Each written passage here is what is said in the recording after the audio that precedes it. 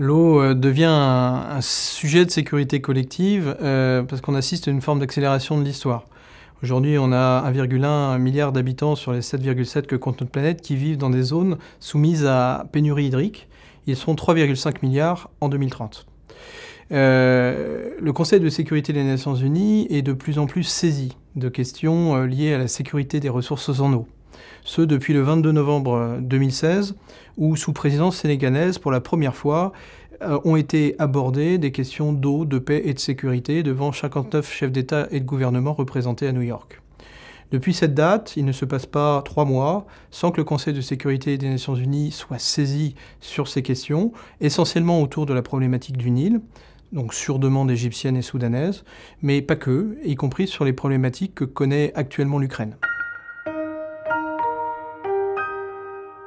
Les points de tension, malheureusement, ne manquent pas. Le premier actuel est lié à un conflit de haute intensité qui sévit en Ukraine, puisqu'en fait, le canal Nord qui alimente en eau la Crimée est bloqué depuis environ 7 ans, suite à l'annexion par la Russie de la Crimée, et qui empêche effectivement la Crimée d'avoir une alimentation en eau depuis le fleuve Dniepr. Ensuite, vous avez malheureusement une diagonale de la soif qui s'exprime allant de Tanger au nord-nord-est de la Chine, qui traverse l'Afrique du Nord, le Moyen-Orient, le proche Moyen-Orient, la péninsule indienne, sur un certain nombre de pays qui ont connu les conséquences des printemps arabes et malheureusement des guerres civiles comme en Syrie, comme au Yémen, des conflits de très haute intensité avec l'État islamique au Levant en Irak, ou ce qui se passe encore actuellement en Libye. Donc bien évidemment, les populations souffrent, mais les infrastructures hydrauliques font l'objet de ciblages collatéraux, de ciblages directs, avec d'importantes incidences sur l'alimentation en eau des populations. Je dirais que ce grand ensemble lié aux conséquences des printemps arabes est doublé de points de tension particuliers sur 2 fleuves majeurs. Le premier, c'est le Nil, puisqu'aujourd'hui, la construction du barrage Renaissance en Éthiopie a des conséquences en termes de souveraineté et de sécurité collective en Égypte. Rappelons que l'alimentation en eau de l'Égypte se fait à 98% à partir du Nil et que 95% de la population égyptienne habite sur les rives du Nil. Et à l'évidence, le président Sisi, le pouvoir politique au Caire, ne peut supporter la possibilité d'avoir un ouvrage en amont en exploitation. Donc cet ouvrage, aujourd'hui, il est terminé. Il a été inauguré pour sa première partie le 20 février dernier, et été après été, il est rempli à horizon de 13,5 milliards de mètres cubes sur le prochain été 2022. Et ça, effectivement, l'Égypte et le Soudan en aval ne peuvent le tolérer. L'autre fleuve problématique actuellement et provoquant des sources de tension, c'est l'Euphrate, puisque la Turquie connaît une situation de stress hydrique avérée. En avril dernier, la ville d'Istanbul a vu sa retenue principale remplie uniquement à hauteur de 15%.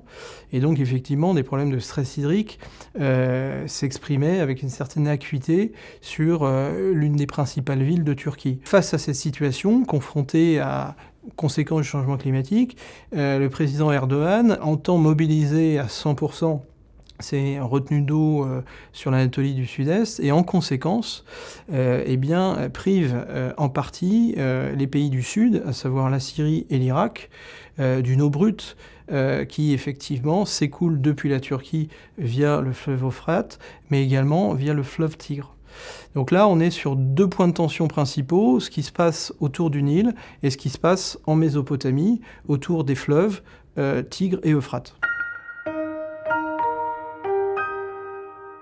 Alors, si les tensions sont malheureusement diffuses et permanentes aujourd'hui, à l'évidence, il y a des sources d'espoir liées à des dialogues transfrontaliers. Le plus bel exemple qu'on puisse donner, c'est l'organisation de mise en valeur du fleuve Sénégal. Cette organisation a été voulue en 1972 par Léopold Sédar Senghor. Elle regroupe la Guinée, le Mali, la Mauritanie et le Sénégal. Et on trouve en fait une gestion concertée des ouvrages, un financement partagé, ce qui fait qu'un barrage comme le fleuve de Diama alimente en eau à 60% Dakar, capitale du Sénégal, et à 100% Nouakchott, capitale de Mauritanie. Ensuite, il y a une vraie logique d'exploitation concertée et de partage de données scientifiques et techniques.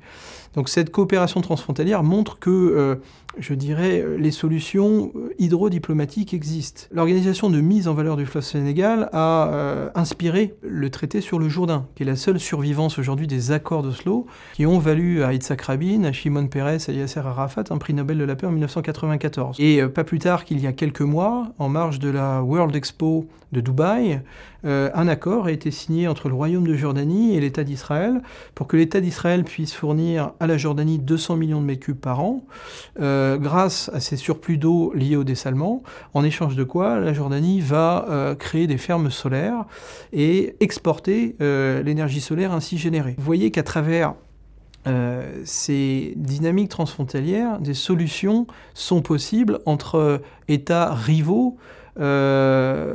Rival vient en fait de l'étymologie latine rivalis, c'est qui tire son eau d'un même puits.